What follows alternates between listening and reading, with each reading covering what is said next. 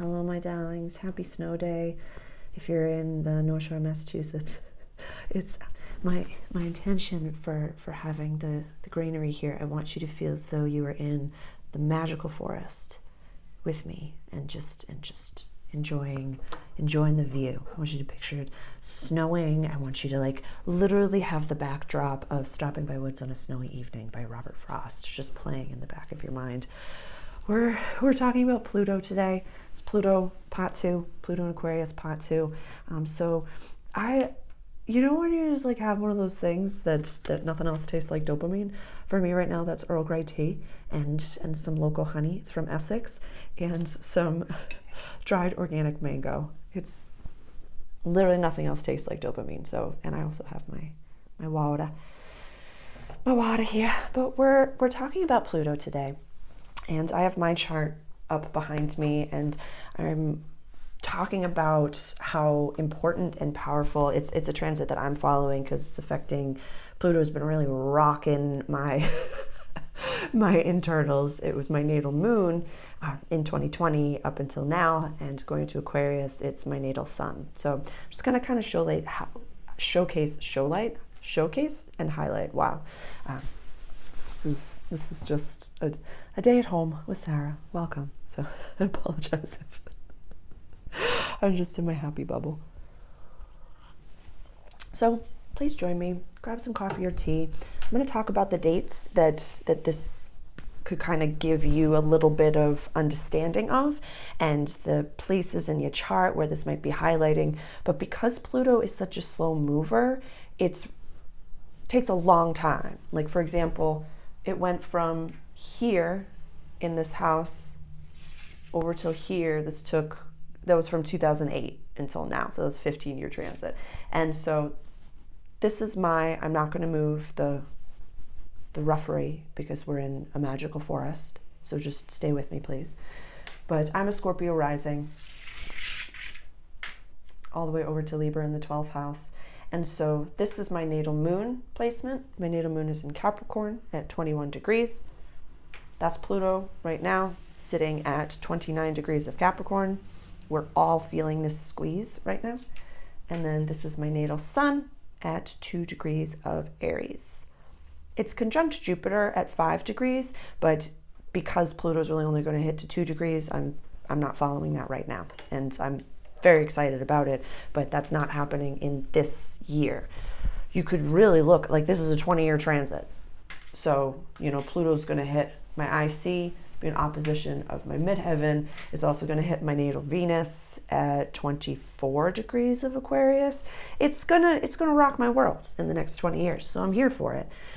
And this is like kind of a little bit of like let your freak flag fly, but not really in the way where it's like, how do I say? I'm not going to repeat the entirety of my Waking Up Post-Woke series because there's definitely another fascinating thing that I'm studying, and I'll do a whole video on it, is like the obsession with androgyny and transgenderism usually happens historically before the fall of an empire. So that's something that I'm very fascinated about, and I am continuously researching that. There's kind of no end to it, so I'm going to do a whole little lecture on that as well as what the divine feminine and what the divine masculine actually means. So if these are things that you're super duper interested, please comment below. Please like, yes, divine feminine, yes, divine masculine, yes, androgyny, yes, transgenderism. What are you talking about, Sarah? Like all of these things, just comment below so I kind of know like where to start with those things. But for today, we are talking about Pluto going into Aquarius. And I have the link below. I've already done a part 1 to this, so definitely go check that out. I'll put the link below. And like I said in that video, it was opening the door to Oz. There's so much of what we're experiencing right now and what we're stepping into that there's many different lenses that you could kind of talk about with it, but it really is like we're going into a world that we've never been in before. We kind of really can't fathom so much of like what that's going to look like and what that's going to feel like and what the thing is. It's not a new time or place. It's not a new planet that we're going to be on. Like I kind of feel like we're going to be able to have I said? I think that everyone, in my view and in my world of the age of Aquarius, everyone is going to have a horse and buggy and a flying car. So if you're keen, I'm going to list the dates of what it is that I'm kind of talking about right now. So if you wanted to grab your journal, grab your notebook, and if you want to pause, I'll do Marvin. Go get your things. Pause the video and go get your things. Oh, wait. Okay, cool. Cool. Okie dokie. So we've had a preview of this vibration already, which is from, this is why it's so fascinating. This is why it's so wonderful, and why I'm just like, I'm here for whatever God's plan is for me, whatever my soul contract is coming in, because this is like, it really is, it's special to myself personally, to my human avatar. So on the 23rd of March, 2023, that's when Pluto went into Aquarius for the first time in our lifetime. That day, that's my birthday, is March 23rd. So it was a very big deal. I got my guide tattoo, this one here, and I'm actually going to get it on the day that on the 20th, I'm going to have my artist kind of add more things to it. And they're going to add fun trees. It's just, this is why I'm following this. This is why I'm following this. It's so cool. It's just it's incredible to be alive right now. It's incredible to be alive. It really is. It really is. So I want you to jot down in your journal the 23rd of March, 2023 to the 11th of June, 2023. I kind of want you to ask yourself some exploratory questions, what was a big new mind-opening, expansive thing that happened to me then? Or what was the vibration that I was feeling? Did I feel more free? Did I feel like anything was possible? Did I see, Pluto in Capricorn was a lot about highlighting the inconsistency and, inappropriateness of certain top-down structures and authorities. Think about in 2008 when Pluto first went into Capricorn. That was the financial crisis and the housing crisis and the bailouts and all the things. So maybe just ask yourself, if you want to go really far back, what was happening from 2008 until, 2023, 2024? Where was Pluto in your chart? And, especially for my corporate leaders and especially for my entrepreneurs, this is a big deal for your business. This is a big deal. Where this is falling in your chart is a big deal. Pluto doesn't transit our entire chart in our lifetime. Only empires have those. So I don't know if you can see it, but my natal Pluto is right over here, conjunct my ascendant right there. So it went from here all the way over there. Actually, I'll add that to the board as we're talking. So, and also if you live in the United States' natal Pluto is at 27 degrees of Capricorn. So we've had a Pluto return. U.S. citizens have, pardon me. And that usually kind of marks the falling apart, the crumbling of an empire, if you will. And there are many schools of thought of that, many bits of things that I'm personally researching. And it's not because Pluto's so slow moving, it's like the Phoenix planet. So when we see this coming, this transit is going to take me from now until 2027. So I'm very excited about that. But we'll get into that. Okay, so the date's 23rd of March to the 11th of June. And so that was 2023. In 2024, the dates that I want you to highlight is the 20th of January.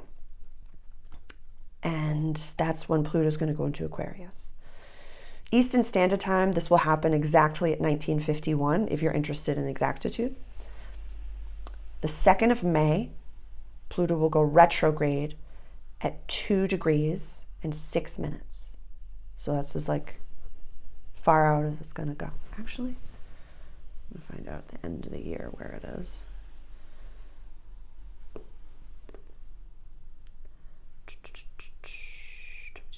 I want to see how far it goes. Pardon me.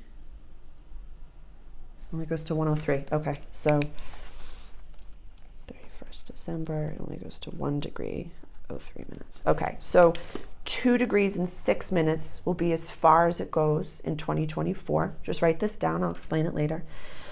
On the 1st of September, Pluto is going to retrograde back into the sign of Capricorn for its final stand. So there will be a part 3 of this.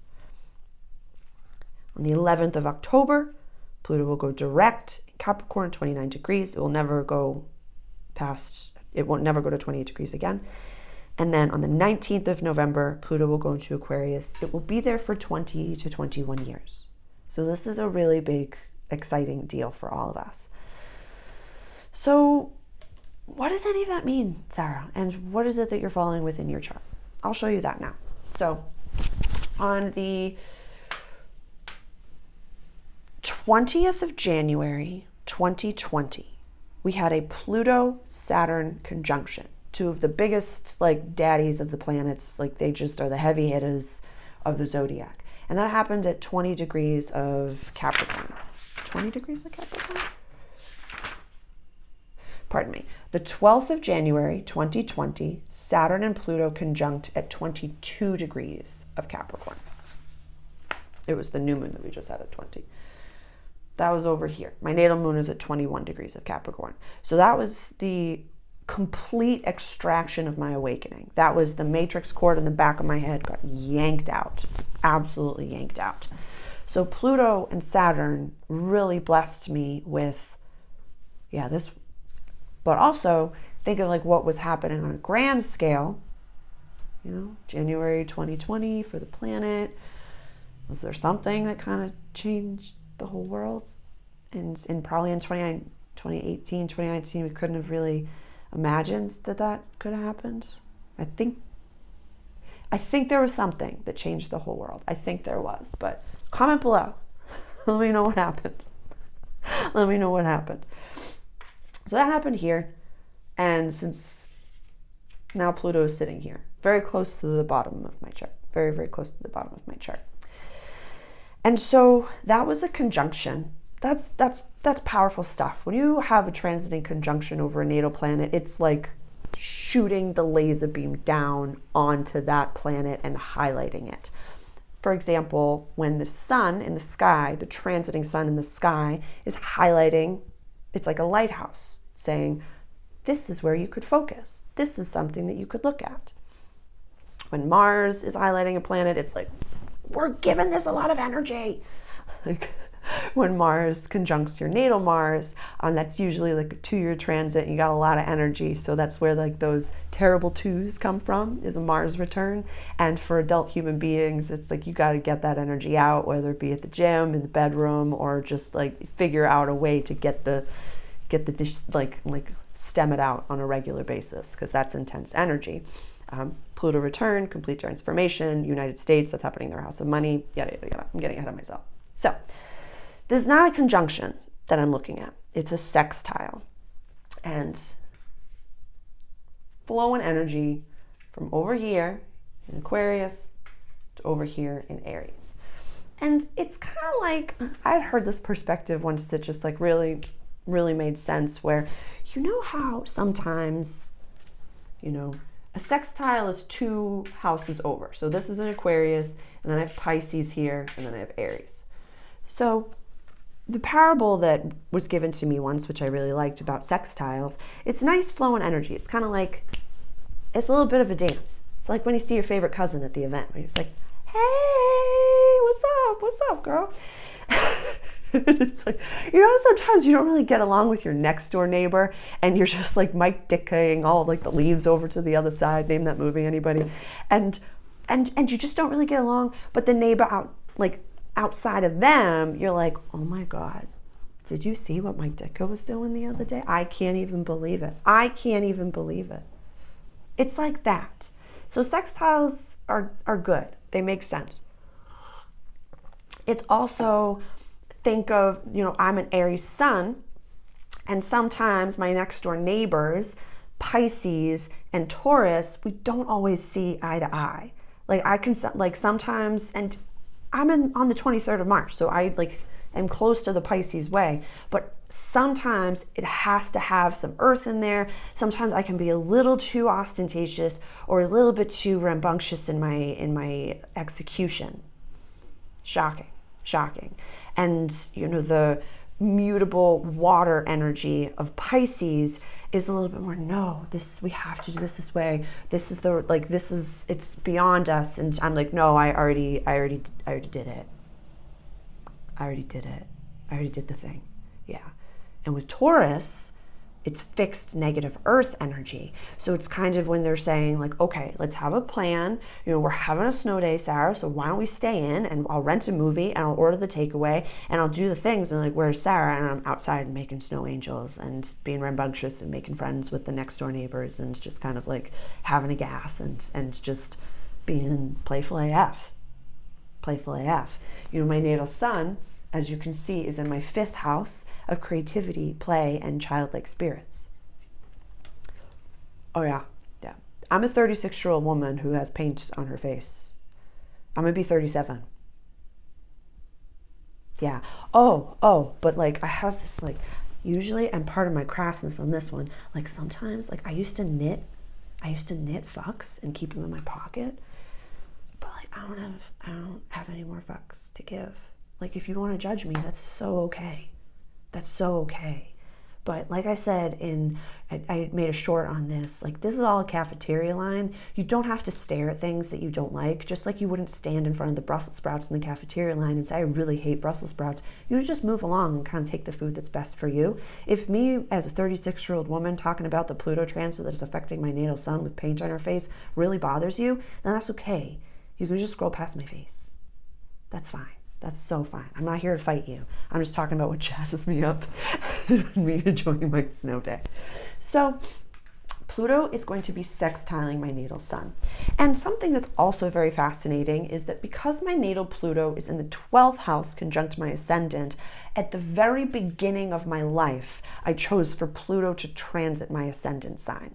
And I'm in no way going to highlight the entirety of the hours of story that I've told for my Waking Up Post-Woke series. So if you're interested in things that have happened, I have a playlist on it. You can watch the introduction or my childhood tale. And you can see that, yes, I did have very ridiculous transformative things happen at the very beginning of my life. And for those, I'm very, very grateful for. Very, very grateful for. I contracted that. Our birth chart is like, this was a choice. This was our quest. So in my personal belief and practice, this is exactly what I told the universe that I would come in and heal so I could offer this to you. I'm very aware that I'm choosing this to be my last human life. And when I am gone from this planet, you will have my YouTube channel and you will have all of my resources to hopefully help you make sense of all of this. So this will be available for you across all time and space. So what do I know about sextiles? They get along. That good old cousin. And so in no way, as a Scorpio rising conjunct Pluto, I'm pretty much run by Pluto and Mars. So actually Aries sun, I'm doubly run by Mars, Capricorn moon, Saturn. So it's like double Mars, Pluto, and Saturn. Yeah, I'm just here to play and to offer it to you in a nice way. So okie dokie. What do we know about sextiles? It's nice flowing energy. It's good stuff. What do we know about this house over here? Communication, language, early learning, and short trips. When Pluto started in my house years ago, actually, I don't even know. Yeah, I'm going to do some research and find out the exact date where Pluto went into my 3rd house. Because the way that I have communicated, the way that I have had to communicate, and the way that I can communicate to the beyond and my spirit team and guides and astral self, as well as the way that I communicate with my family members and my siblings, has transformed completely. Absolutely completely. And I have Saturn sitting over here in Pisces in my 4th house. So although, like I said in my Waking Up Post-Woke series, although the attack on the family unit is biblical and it's happening all around us, when it comes to relationships with your birth family, do the work that you can do, that you need to do, and meet them where they are and try your best. But sometimes you have to shut the door completely. And it screeches in roaring pain. it's just, I can't sugarcoat the feelings of that. But if it's for your greatest good, you have to do that. You have to do that. And it's regardless of the person in your life, we have to remember with codependency that our boundaries are not there to say, stay out. It's to say, this is what I can offer you. I used to offer you so much, this is what I can offer you. I used to offer you the world, and I used to take care of things and forgive you when you were cruel to me. But now I can offer you this, which is, maybe a text or two around holidays that we really honor and hope that we're well and love each other from a safe distance. This is big stuff in a way that the parable that I've given in some of my other videos, which in my personal opinion, this age of Aquarius, this Pluto transit in Aquarius is kind of completing the divide as far as timelines are concerned. And that can be super duper confusing. I did a whole video recently on, navigating the divide and separate timelines. So definitely go check that out. That was a really helpful one.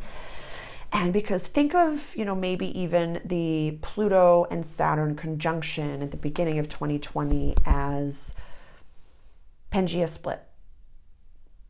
And that must have happened in your life. That must have happened in your family and your job. Think of how all of a sudden we're like, oh, wow, no, that's not my belief system. And oh, wow, that's not my belief system. And although that now we're kind of more in a mandala of those belief systems, where I have people in my life that I have very similar beliefs, but then we don't have the same one here, or that we don't have very similar beliefs, but we love each other, we're family members, and we kind of honor each other across that divide in beautiful ways. But I find that this, we're going into Oz kind of in a way that's saying a lot of people might not choose to go into this space. We all get free will on this planet in a way where we can choose, left or right. We can choose regular decaf, coffee or tea. What's right for me might not be right for you, and that's really fine. But definitely go check out that video on navigating the divide and separate timelines. What did I write down? This is a big deal. Trust no one, including me. Trust your gut, head, heart, and talking about your guides. So there's something that's really been coming up a lot for me, where as sometimes, not that your guides don't have the right answers for you, but they are also imperfect beings. They are not God, consciousness. They are etheric and they are multidimensional, as are we. We're all becoming galactic citizens. And so we have to remember that sovereignty and self-sovereignty, we can speak from I statements, and we don't have to listen to what our guides say. And sometimes our guides can be a little bit like helicopter parents. Your higher self is going to love you no matter what you do. But they don't understand time and space. They don't understand bills. They don't understand driving in the snow. They don't understand any of this. Even the angels, when they talk about soon something will come, that could be in years.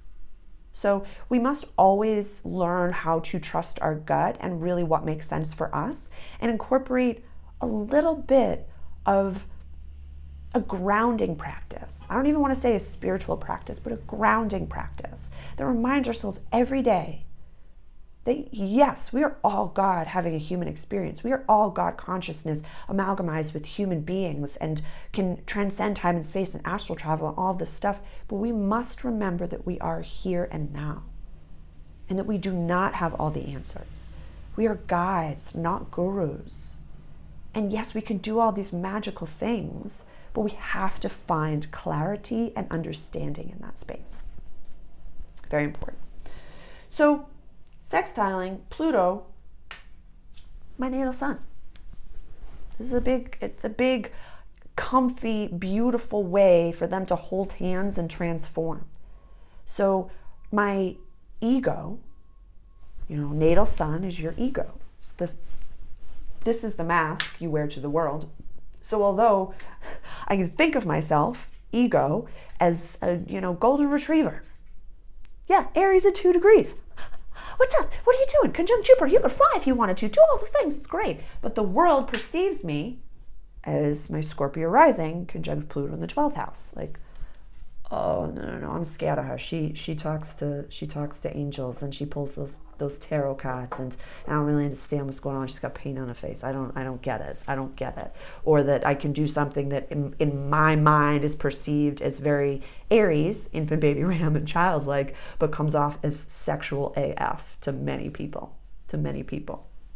And so I have to really learn to accept that. And maybe this is just popping into my head now. Maybe the sextile is going to be an amalgamation of those two things, because I will be coming up to a Pluto square at some point, which is going to be interesting. Squares are like, you come up to an intersection and like one of you's got to go. This is also like pressure energy. So diamonds are made. So I'm kind of jazzed about that. That'll be exciting. But this one is the only one that I really have to be concerned with this year. And it's going to be happening until through 2027. That's kind of like when the energies, I got a little bit of a preview last year, just like a little preview, but this year it's really gonna hit, because like my natal sun is at 2 degrees and 54 minutes, and Mercury is gonna retrograde at 2 degrees and 6 minutes. So very, very close, almost by exactitude. So okay, Sarah, you've told me all this, and now I've been talking. What does that mean for me? What do you have in the very first decan of Aquarius, or in any of the signs? Maybe in Aries, maybe in Sag, for sextiles, trines, in the first degrees of the air signs. What is this affecting in your chart? What house is this in right now? I don't use whole signs for myself personally and for my clients. I do in my YouTube content and my complimentary stuff, as well as in my new moon and full moon workshops. We do whole signs. But where does this fall by degree for you? If you have a corporation, if you have a company, and you can do like the exact time that you birthed the company or posted it, published the website, that can be the birth chart for your company. So look at where that falls in the birth chart for your company. Where is 0 degrees of Aquarius? Where is 0 to 2 degrees of Aquarius falling? This is really interesting, galactic, new energy coming in. Like, think of the glyph of Aquarius, the 2 little wavy lines. That's electricity. There are many astrologers that, prophesize, and a lot of people have talked about this, different internets, different free energies and free technologies, and these galactic things that we couldn't possibly fathom in our 3rd dimensional matrix that we're sitting in. Even the, flashes of light and the events and all the things, like there's so many people that have talked about these things, but we can't fully grasp them until we're in it. So this is, and I'd mentioned this in my Aquarius season introductory video as well, someone had to go first. And so when I look at, my early degree Aries, my early degree Sages, like, it's gonna be a fun time. Actually, I keep trying to turn the noise off on that thing, and I just don't know. I legitimately just don't know how. I'm trying my best. I love you. Thank you for being here. I'm gonna take a sip of water. The snow is so beautiful out there. It's just so beautiful. So, what questions do you have for me? What is your everyday practice that brings you back to Senta? What is it?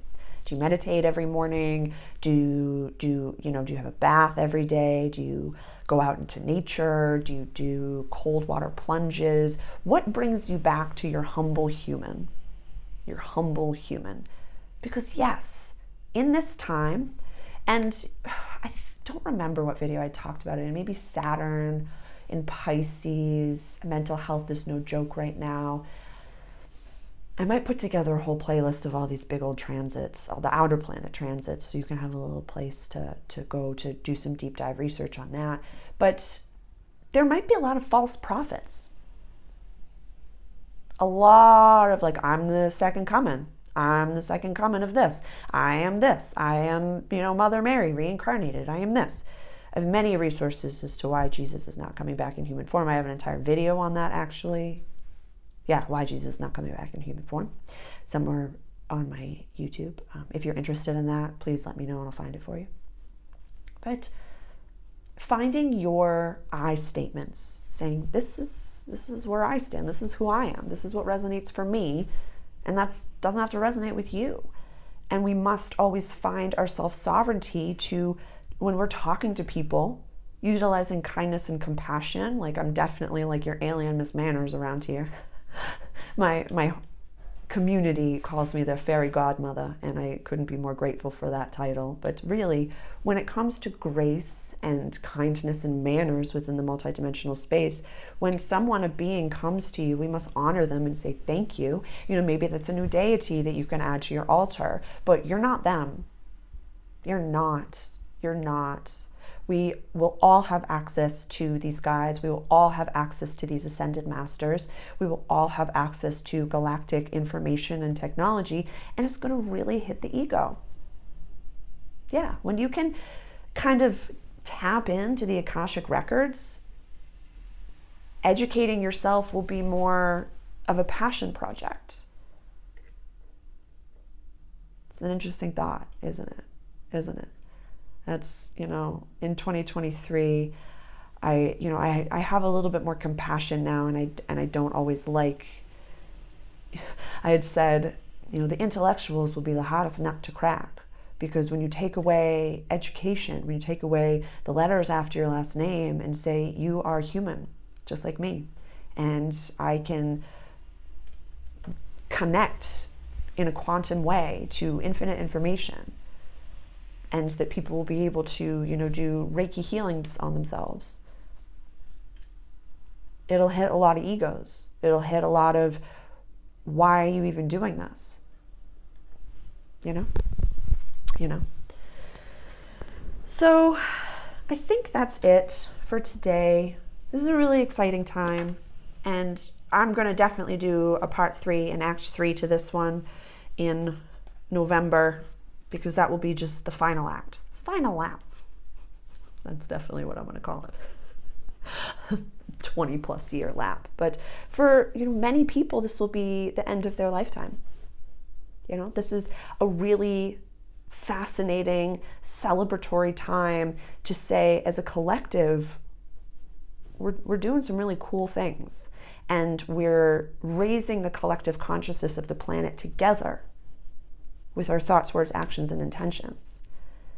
And so we must find kindness in this world. We must find respect for others, no matter where they are and no matter what they believe. You can just say, oh my gosh, thank you for sharing that with me. That's not my belief system. I believe something different, but I appreciate your perspective. That's another you. We are all God having a human experience. So when we treat others with respect, we're treating ourselves with respect. When we have hate in our heart, it's very easy to find hate in others. Or when we don't take ourselves seriously, it's very easy to, you know, mock other people that maybe don't believe the same things as you. But, you know, who you are when no one's looking is who you really are. So ask yourself in your quiet spaces, on snow days maybe, what do you do? What do you wear? What do you dress up as? How do you dance? What's the vibe? What's the vibe? Or one of my favorite questions, if time or money were no object, what would you be doing today? If you had infinite time and infinite money, and everyone else on the planet also had infinite time and infinite money, so you don't have to save anybody. You could just be. What would you do? What would you whittle in your home? What trinkets would you make and bring to town and offer? It'd be very, very, very interesting to see. Very interesting to see. I think that's it for this video today. I would love to offer to you a reference for you. The link is below for my Gumroad, which has programs and lectures and different things. And I have a 2024 astrology forecast, channeled messages, some personal predictions. That is available to purchase for $44. I'm going to offer to you, if you use the coupon code PEACE, it will make it 50% off. So to anyone that is here with me watching this video, please, you can utilize that. If, you know, finances are something that you cannot fully My services are here for you. I'm happy to meet you where you are. This is my passion. This is my mission. So it's my pleasure to work with you. When you're ready to do the work, and if your financial capacity is the thing that's holding you back, then please reach out. If you know Max, you know what to do. So I love you. Please, what questions do you have for me? Comment them below or send me a direct email. For my entrepreneurs and for my business owners, I implore you to find where Aquarius falls in the birth chart for your company. It's going to transform completely, absolutely completely. It's without question. Without question. There's 2 parables that I've given before that I'm going to leave you with, which is I want you to picture, the Pluto in Capricorn or 2023 as the year where the sailboat was the fastest ship, or that the bow and arrow was the most advanced weapon on this planet. And I don't know what, I'm going to try not to butcher this, but there was when the, conquerors came over to the land and the white men were coming off of those seeming spaceships, the natives couldn't physically see the ships. It was so far outside. And if anyone watching this has that understanding or the better language than what I'm trying to butcher here, please comment it below. But they couldn't see the men. They couldn't see the ships until they were physically standing in front of them. And they were like, oh, I see you. I see you wearing this armor. I see this person that is outside of my realm of understanding. And then they pointed to the ships and then they're like, oh, okay, now I can see it. They physically couldn't see it. So picture that as where we are right now. We know as quantum beings and quantum physics, everything about this is all things are happening at the same time. It is your vibration that draws in or rejects things around you. So if you can't see your spirit team yet, if you can't see the people around you, the beings in the here and now with you, check your vibration. Where do you go? There's something with money manifestation as well, which is if you're trying to manifest $100 million and your internal, the first thought in your internal is, you're right, then go lower. Manifest 10,000, manifest 1,000, manifest rent getting paid, whatever it may be, but visualize it falling from the sky, coming to you from wherever. Not just the one little avenue, not just the one little space, but from anywhere, from anywhere. Thanks for joining me on a snowy day here in my home. I love you so much. Ciao, ciao, my dears.